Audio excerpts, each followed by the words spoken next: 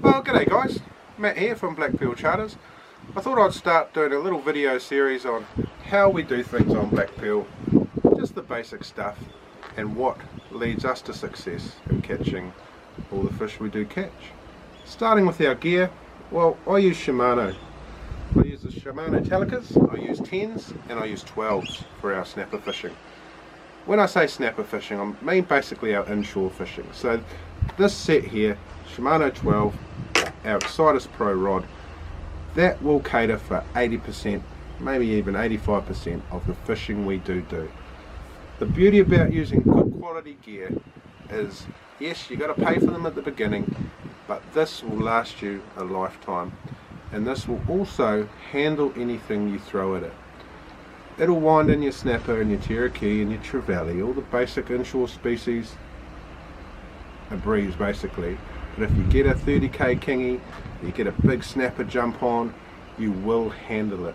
You will catch it with this gear, and that's the biggest thing. You're better off to go home with a photo of a fish that you've caught than a story of the one that got away. And I hear it all the time. My reel jammed up, my braid broke, whatever, you know. If you don't weigh it, don't say it. This will help you weigh it. Right, so down to the rig end, guys. This is what I'm using for my trace line. This is Instinct, available from Hunting and Fishing. 80 pound. I'll use this for most things. Snapper, kingies, Cherokee, the works. I'd rather have a little bit more strength than have something a little bit light that's going to break on us. That comes in two different types. You got a supple and you got a tough. I like the tough, especially when you're fishing around rocks and reefs and somewhere where you need a little bit more abrasive resistance. This stuff is bulletproof. So it's really simple, the rig I tie. I'll give you a quick rundown on it now. Strip off a bit of line,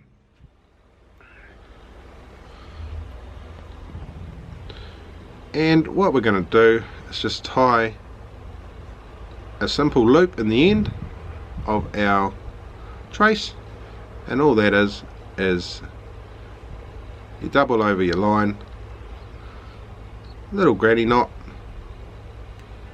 just like that, one granny knot, and all we're going to do is do that granny knot 4 or 5 times.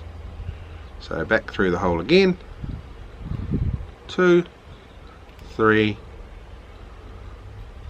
and 4,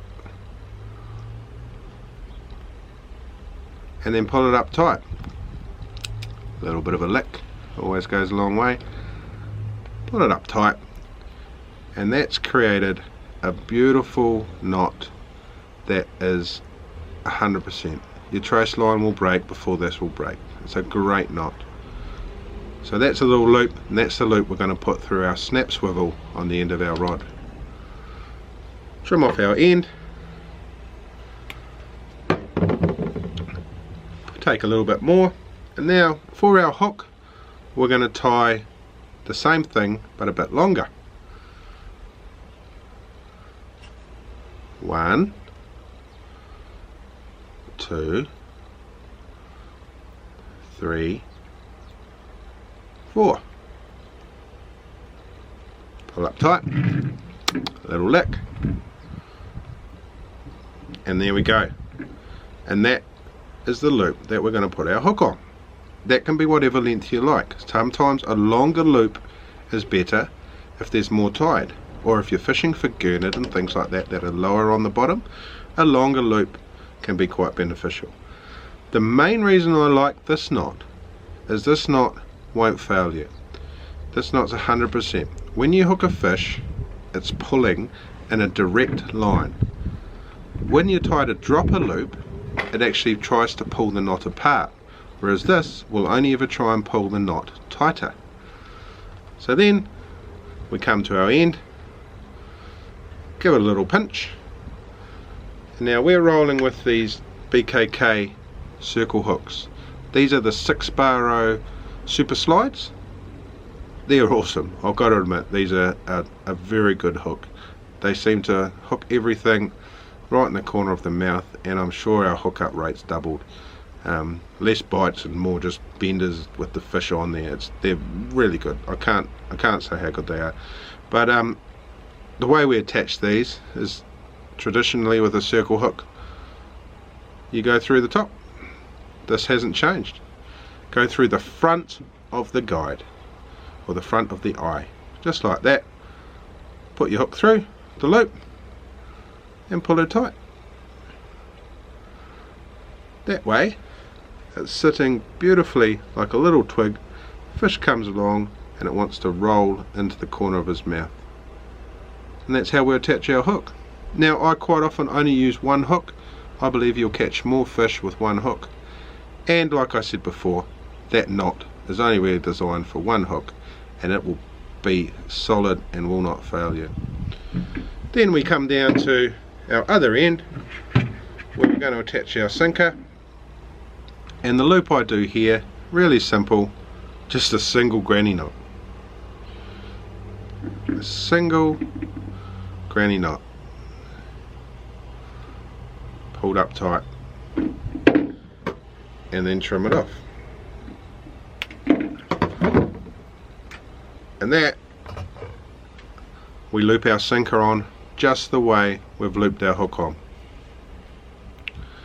The reason for that is so I can change the weights of the sinkers.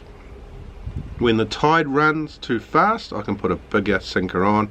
When the tide slows down or we move in shallower, I can put a lighter sinker on. The reason I only do a single granny knot here is we all know it weakens the line, but that's working in our favour here, because when we do hook a kingy or do hook a big fish that takes us into the foul, this knot, if the sinker gets snagged, will snap, and that's a big thing. I'd rather get the fish in minus a sinker than lose the whole lot and leave the fish down there with a rig attached to it. So there you go, really simple. So we've got our 4 times granny knot at the top, we clip our sinker onto, we clip our swivel onto, coming down the trace to our dropper loop, which has got our BKK hook on, and then carrying on down to our sinker of whatever weight we need. There we go, can't go wrong.